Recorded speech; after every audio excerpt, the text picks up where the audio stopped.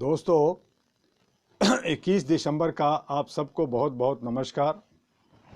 और आज का हमारा जो कोट्स है वो है, if you release that everyone is an individual with his own unique part to play, then the power of tolerance is easy to develop। और इसी कोट के साथ, जैसा कि आप जानते हैं कि पूरे उत्तरी भारत में नहीं बल्कि पूरी भारत में ठंड का प्रकोप बढ़ गया है। हमारे उत्तरी भारत में विशेष तौर पर जो पहाड़ी इलाका है वहाँ ज़्यादा ठंड है, लेकिन सैलानियाँ जो घूमने वाले हैं वो उसका भी मज़ा ले रहे हैं। और जो हमारे ये कोविड-19 कोरोना का जो मारामारी है उसकी वजह से जनता डरी सहमी तो है ही, साथ साथ जो सरकार है वो रैलियाँ और चुनाव प्रचार भीड़ भाड़ लगा रखी है। हमारे दिल्ली के सभी बॉर्डर पर किसान अपनी मांगों को लेकर करके आंदोलनरत है। सरकार के कान पे जूं नहीं रेंग रहा और सरकार जो है इधर उधर बंगले झाँक कर करके या तो कुछ ड्रामा कर रही है, कुछ इधर जा रही है, कुछ उधर जा रही है।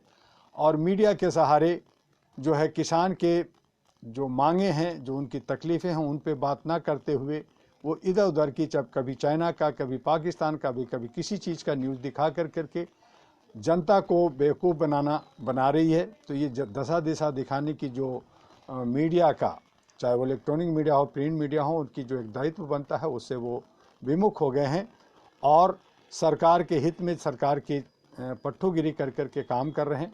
और सरकार भी जो है वो जनहित को समस्याओं को हल न करना चाहती है, बल्कि अपनी हेकड़ी दिखा करके अब मनमानी करना चाहती है। तो ये ठीक नहीं है। तो वो सारी चीज़ें चल रही है, देखते हैं ऊँट किस करवट बैठता है। और हम लोग इन सारी चीज़ों पे जहाँ भी जनहित में है, जिससे समाज की ज़रूरत है, जिसमें अमन और शांति हो, गलत तरीके से ना हो, गलत किसी को बदनाम कर करके किसी जात पात, ऊंच नीच या आतंक या बाकी चीज़ें कह करके बदनाम करने की जगह उन समस्याओं को सही ढंग से सुलझाने की ज़रूरत है। और हमारे अन्नदाता जो सड़कों पे हैं उनकी जो है विशेष उस पर ध्यान देने की ज़रूरत है। ख़ास करके भारत के प्रधानमंत्री और गृह मंत्री से मेरा आग्रह है कि वो किसानों के बीच में जाके, सड़कों पे जा कर के उनसे बात करें और जो माकूल और जो सही रास्ता है उसका रास्ते को अपनाते हुए उसका समस्या का समाधान हो। और जो हमारे बाकी सारे लोग जो है ईवीएम मशीन को बदलने की जो मांग कर रहे हैं, तो ये हमारा जो है लोकतांत्रिक प्रक्रिया का एक बहुत बड़ा हिस्सा है और उसी से ये सरकार, उसी से सारा कुछ होता है।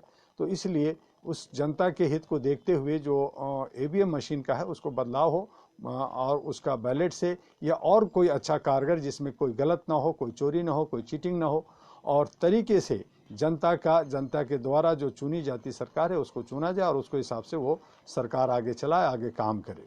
इस तरह से सरकारी मशीनरी का, सरकारी पैसे का, सरकारी जो जनता का जो टैक्स है उसका जो है दुरुपयोग ना हो, चाहे वो चुनाव हो या किसी भी काम में उसका दुरुपयोग ना हो। इसके लिए भी पारदर्शिता हो और उसके लिए जो हमारे नौकरशाह हैं उनको जो है सक्रिय रूप से काम करने की ज़रूरत है। उसमें तभी हमारा जो है न्यायपालिका और विधायिका और कार्यपालिका, साथ में जो मीडिया है और समाजसेवी संगठन है, उन तमाम लोगों की एक जवाबदेही हो और उस पर वो देश को अच्छा बनाएं, उसको निर्माण करें। यह हमारी मांग है। और मैं आपको जो भ्रष्टाचार व मानवाधिकार पे बार बार आपसे बात करता रहा, आज हमारे कुछ हिस्सा जो छूट गया था और वो लगातार चल रहा है, उसमें पाश्चात्य देशों में के भ्रष्टाचार व मानवाधिकार के बारे में आज हम थोड़ा सा उस पर बात कर लेते हैं कि विकसित देशों में भी भ्रष्टाचार की जड़ें गहरी होती जा रही है। डेनमार्क, नॉर्वे, स्वीडन, सिंगापुर और कुछ अन्य देशों में भ्रष्टाचार बहुत ही कम है, परंतु कई देशों में भ्रष्टाचार जड़ें जमा चुका है। अगर पश्चिमी देशों, खासकर विकसित देशों के नेताओं की सोच मानवतावादी होती तो आज विश्व में कहीं भी गरीबी नहीं होती। कनाडा और अमेरिका जैसे देशों में बहुत सारे खाद्य पदार्थों को नष्ट कर दिया जाता है। यह सिर्फ अपनी व्यापारिक रणनीति को बनाए रखने के लिए किया जाता है। यदि सभी विकसित देशों की दृष्टि पूरी तरह मानवतावादी हो जाए तो दक्षिण सूडान और जो है कांगो, जाम्बिया, हेती जैसे देशों में तमाम समस्याएं अपने आप ही समाप्त हो सकती है। दुनिया के तमाम देश गरीबी से त्रस्त है।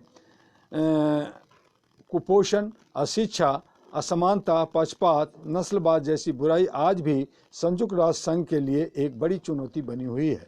हालांकि संयुक्त राष्ट्र संघ ने इन बुराइयों को समाप्त करने के लिए गंभीर प्रयास किया है और इस दिशा में उसके प्रयास अभी भी जारी है। संयुक्त राष्ट्र संघ यानी यूनाइटेड नेशन जैसी संस्था को यदि सभी देशों को पूर्ण समर्थन मिल जाए तो दुनिया से गरीबी को मिटाया जा सकता है। कुछ विकसित देश दुनिया के तमाम देशों पर अपना वर्चस्व बनाए रखने के लिए ऐसी नीतियां अपनाते हैं जो मानवता विरोधी होती है तथा इन नीतियों से मानवाधिकारों का घोर उल्लंघन होता है। इस तरह की प्रवृत्ति भी भ्रष्टाचार की श्रेणी में आती है। 2008 के बाद से विश्व में आई आर्थिक मंदी ने दुनिया के तमाम देशों को दौड़ कर रख दिया। कई देशों की आर्थिक स्थिति अभी भी नहीं सुधर पाई है। आर्थिक मंदी की वजह से यूरोप के देशों में ग्रीस, स्पेन को भारी संकटों से जूझना पड़ा है। यूरोपीय समुदाय के देशों ने इन संकट से बाहर निकलने में भरपूर सहयोग दिया, परंतु वहां की स्थिति अभी भी विषम बनी हुई है। वैश्विक मंदी एक कारण यह रहा है तो इस देशों के आर्थिक रूप से डगमगाने का दूसरा कारण भ्रष्टाचार भी रहा है। यूरोपीय वे अमेरिका देशों में भ्रष्टाचार ने जड़ें जमा ली है। यहाँ पर भी लोग टैक्स की चोरी करते हैं तथा टैक्स को बचाने के लिए घूस का सहारा लेते हैं। वर्ष 2008-2009 में अमेरिका जैसे विकसित देशों की हालत भी खस्ता हो गई थी। इस देश में बैंकों और क्रेडिट एजेंसियों ने अधिक से अधिक लाभ कमाने के लिए उपभोक्ताओं को मनमाना ऋण दिया और वह कर्ज इतना बड़ा महंगा हो गया जिससे उपभोक्ता चुका नहीं पाए। बाद में इन क्रेडिट एजेंसियों की स्थिति बद से बदतर हो गई। कई बैंक दिवालिया हो गए। वहाँ की सरकार को कुछ बैंकों को उबारने में भारी भरकम रकम खर्च करनी पड़ी। आज विश्व के ज़्यादातर देशों में यह प्रवृत्ति पनप गई है कि कैसे अपने आप को संपन्न व ताकतवर घोषित किया जाए। आज विश्व में चीन एक महाशक्ति के रूप में उभरा है। वैसे देखा जाए तो चीन की आंतरिक स्थिति ठीक नहीं है। भारत, चीन और अमेरिका दुनिया के 3 देशों की अर्थव्यवस्था काफ़ी मजबूत मानी जाती है। भारतीय अर्थव्यवस्था की मजबूती का कारण अपना बाजार अमेरिका आर्थिक रूप से संपन्न अपने निर्यातों के बल पर बना है तथा उसके यहाँ अपने संसाधनों की भी भरमार है। चीन ने भी अपनी स्थिति को मजबूत किया है, परंतु चीन में लोकतंत्र नहीं है। लोकतंत्र न होने की वजह से उस देश की जनता को तमाम तरह की परेशानियों का सामना करना पड़ता है। सरकार के कठोर नियमों के खिलाफ जनता खुलकर बोल नहीं पाती। प्रेस को पूरी आज़ादी नहीं है। ऐसे में यह कहा जा सकता है कि मन को मारकर अपने जनमानस की इच्छाओं को दबाकर चीन की अर्थव्यवस्था आगे बढ़ रही है। चीन में सरकारी नीतियों का विरोध करना लोगों के लिए संभव नहीं है। इस तरह के कठोर कानून जहां मानवाधिकारों का घोर उल्लंघन है, वहीं इसको आगे चलकर नए रूप में नए तरह के भ्रष्टाचार का जन्म देता है। वैसे कहने को तो अमेरिका एक सुसभ्य संपन्न राष्ट्र है, वहाँ भ्रष्टाचार नहीं दिखता, परंतु कुछ लोगों का कहना है कि अमेरिका में भ्रष्टाचार खुलकर भले ही सामने नहीं आता, परंतु वहाँ भी भ्रष्टाचार विभिन्न रूपों में मौजूद है।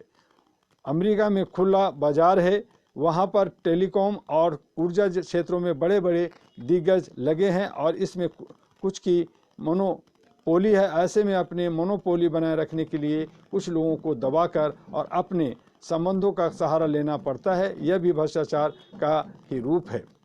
जिस अभी अमेरिका का भ्रष्टाचार उसकी मजबूती, सहन शक्ति और आणविक शक्ति की वजह से सामने नहीं दिखता है, परंतु इस देश में भी भ्रष्टाचार कम नहीं है। विकासशील और गरीब देशों में यही भ्रष्टाचार ज़्यादा दिखता है। संपन्न माने जाने वाले देशों में भ्रष्टाचार खुलकर सामने नहीं आ पाता, परंतु तमाम देशों में भ्रष्टाचार व्याप्त है। जर्मनी, फ्रांस और ब्रिटेन जैसे देश भी अपनी अर्थव्यवस्था को पटरी पर बनाए रखने के लिए गंभीर प्रयास कर रहे हैं। निश्चित रूप से यहाँ पर भी कहीं न कहीं गड़बड़ है। कहने का तात्पर्य यह है कि पूरा विश्व भ्रष्टाचार जैसे दानव से त्रस्त है। पूरे विश्व के में मानवाधिकारों के लिए काम करने वाले कार्यकर्ताओं का दायित्व बढ़ जाता है कि भ्रष्टाचार रूपी दानव को खत्म करने में अपनी पूरी ताकत लगा दें, अन्यथा यह और वह दिन दूर नहीं जब भ्रष्टाचार इतना अधिक ताकतवर हो जाएगा कि जिसे खत्म करना नामुमकिन होगा। और इसके साथ ही कल आपको धर्म व अध्यात्म के नाम पे जो भ्रष्टाचार होता है उस पे हम आपसे बात करेंगे। आज जो किसानों की जो समस्या है वो समस्या दूर होनी चाहिए। भारत के अंदर जो हमारे नौजवानों को जो रोजगार नहीं मिल रहा है, सरकार ने कहा था 2 करोड़ रोजगार हम देंगे प्रतिवर्ष, तो वो लाखों में भी नहीं दे रहे हैं, बल्कि कहते हैं कि पकौड़ा बनाइए और खाइए। और इसी तरह से कमोबेश सभी राज्यों में सभी अपने चुनाव मैनिफेस्टो में वादा करते हैं, लेकिन उनको वो जो है चीज़ें नहीं मिलता। तो इस पे ध्यान देने की ज़रूरत है सरकार को। और सरकार जो होती है वो जनता के सेवक होती है, उसके जनप्रतिनिधि होती है, वो नुमाइंदा होती है कि उसको काम करना है, चूँकि जन जो है जन जनार्दन है। लेकिन जन जनार्दन को आज जो है भिखमंगा, नंगा, भूखमंगा और फ़कीर बना दिया गया है, वो शोषित कर दिया गया है, दलित बना दिया गया है और उसको जो है शोषण करते रहते हैं। तो ये जो है मानसिकता को बदलनी होगी। और जो राजा है वो राजा है, और सही माने में जो भारत का जो शेर है, राजा है, वो जनता है। तो उनकी भावनाओं को समझते हुए जो नौकर हैं, जो नौकरशाह हैं, जो सेवक हैं, जो चौकीदार हैं, उनको चाहिए कि वो अपनी ड्यूटी को जो है बाखूबी ईमानदारी से निभाएं और देश के लिए, समाज के लिए काम करें और आगे बढ़ें। तभी हमारा जो है देश जो है सुंदर और एक नया भारत बनकर के पूरे विश्व में राज कर सकता है और आगे बढ़ सकता है। और इसके लिए All India Human Rights Association AHRA के अध्यक्ष होने के नाते मेरा सभी से रिक्वेस्ट है कि वो ज़्यादा से ज़्यादा शांति को बहाल करने के लिए, बहुत सारी जो है दुर्भावना होती है, बहुत सारे बदले की भावना में आग लोग जलते रहते हैं और कई जो है आत्महत्या कर लेते हैं, दूसरे को नुकसान पहुंचाते रहते हैं। तो उन तमाम चीज़ों से हट करके हम शांति के लिए, सद्भावना के लिए, समानता के लिए हम लोग काम करें। और उसके लिए जो है बहुत ही आसान रास्ता हमने दिया कि एक तो जो है कि आप संस्था से जुड़ते हैं, उसकी सदस्यता लेते हैं, लेकिन साथ साथ मैंने कहा कि एक मानव के साथ एक चयन बनाए, एक जो है ह्यूमन लाइब्रेरी बनाए। यानी जो हम आप बात करते हैं, जैसे पुराने ज़मानों में चौपाल में और बहुत सारे लोग जो है एक किसी नुक्कड़ पे, किसी पान की दुकान पे, किसी की चाय की दुकान पे बैठ कर के 4, 5, 10 लोग बातें करते थे। आज जो है लोगों के पास वक्त नहीं है, क्योंकि वो घर से निकलते हैं, ऑफिस जाते हैं, ऑफिस से फिर वो जो है घर को जाते हैं, परिवार को देखना होता है। और उनको जो है उनको यही नहीं पता होता है कि हमारे पड़ोस में कौन रहता है और उनको क्या तकलीफ़ है और नहीं है। तो आज बहुत ही जो है इंडिविजुअल परिवार हो गया, इंडिविजुअल ज़िंदगी हो गई है। तो उनसे थोड़ा सा ठीक है, जो हालात बनी है वो कलयुग का ज़माना है, लेकिन उसके साथ साथ हम अपने आप को समझें और हम अपने बुज़ुर्गों को, अपने बच्चों को, आने वाले जेनरेशन को भी मद्देनज़र रखते हुए हम जितना हो सकता है एक ह्यूमन चैन, एक लाइब्रेरी बनाएं, जिससे हम आपस में बात करें और उनकी दुख सुख के बारे में भी जानें। जहां हो सके, जैसे हो सके, थोड़ा एक दूसरे को जो है मोरल सपोर्ट है वो जिस रूप में जितना हो सकता है एक दूसरे को आपस में मदद करते रहें। ये नहीं कहते कि आप जो है उनको लाख रुपया दे दीजिए, 10,000 दे दीजिए, ऐसा मत कीजिए। लेकिन जो आप जैसा कर सकते हैं, कई बार जो है बातों से ही, कई बार आपस की जो है सुलह से ही और बहुत सारी समस्याओं का समाधान होता है। क्योंकि आज समाज के अंदर बहुत सारी बुराइयां के साथ साथ बहुत गुस्सा, बहुत लोग जो है क्रूर हो गए हैं। हर बात पे गुस्सा होना, मियाँ बीवी में झगड़ा, बच्चों में झगड़ा, और वो जो है हमारे समाज पे, हमारे देश पे असर पड़ता है। हमारे जो फिल्म की जो दुनिया है, वो जो सीरियल्स हैं, उसमें भी जो है लोग जो है गलत दिखाते हैं। एक ही लड़का जो है कई लोगों को रेप करता है, फिर वो मरता है, फिर जीता है लड़की। तो ये जो बहुत सारी चीज़ें उसके अंदर खामियां दिखाई जाती है, वो टीआरपी के लिए, अपने जो है व्यवसाय करने के लिए करते हैं। खास करके मैं नाम लेना चाहता हूँ कि जो एकता कपूर की जितनी भी सीरियल होती है, वो जो बेबुनियाद जैसे लगते हैं, वो ऐसे होते हैं जो खींच करके अपने व्यापार के लिए टीआरपी के करते हैं। लेकिन ऐसा नहीं करना चाहिए, उनको भी देशी और समाज के लिए सोचना चाहिए। और जो उसके लिए जो लोग उसको पास करते हैं, जो उनकी कमेटियां हैं, उसको भी ध्यान रखना चाहिए कि ऐसी चीज़ें ना परोसें जो समाज को तोड़ता हो या समाज के अंदर बुराइयां देता हो या जो उसमें क्राइम को बढ़ाता हो। तो ऐसी चीज़ें ना हो। हम सब एक हैं। असमानता में हम बहुत सारे जातों में, बहुत सारे धर्मों में, बहुत सारे भाषाओं में, बहुत सारे रंग रूप में हम बटे हुए हैं, लेकिन उसके बावजूद भी भारत एक अखंड एक जो है एकता का एक परिचय दिया है और पूरे विश्व में अपना झंडा फहरा रखा है। स्वामी विवेकानंद, परमहंस और हमारे जो है टैगोर, हमारे बहुत हमारे जो है महात्मा गांधी, ऐसे बहुत सारे लीडर हैं जिनका जो है उनका योगदान है। तो उस योगदान को जो है ना मिटाएं और उसको हमें आगे बढ़ाते हुए जो आज चाहे कश्मीर से कन्याकुमारी हो, कच्छ से कटक हो, कोहिमा हो, नागासाकी हो, तो इन जितने भी जगह हमारे हैं वो सब भारत का हिस्सा है। चाहे वो अंडमान निकोबार हो, चाहे लक्षद्वीप हो, वो सभी की जगह जो है हम एक समानता के साथ, इक्वलिटी के साथ एक दूसरे को समझे कि हम भारतवासी हैं। एक ऐसा ना हो कि हम नॉर्थ के हैं, हम साउथ के हैं, वो सभी एक हैं और भारत के हैं और भारत को मिल करके उसके साथ आगे बढ़ना चाहिए। यही शुभकामनाओं के साथ बस आज इतना ही। कल फिर मिलेंगे 1 बजे। आपका डॉक्टर एम यू दुआ। नमस्कार, जय हिंद।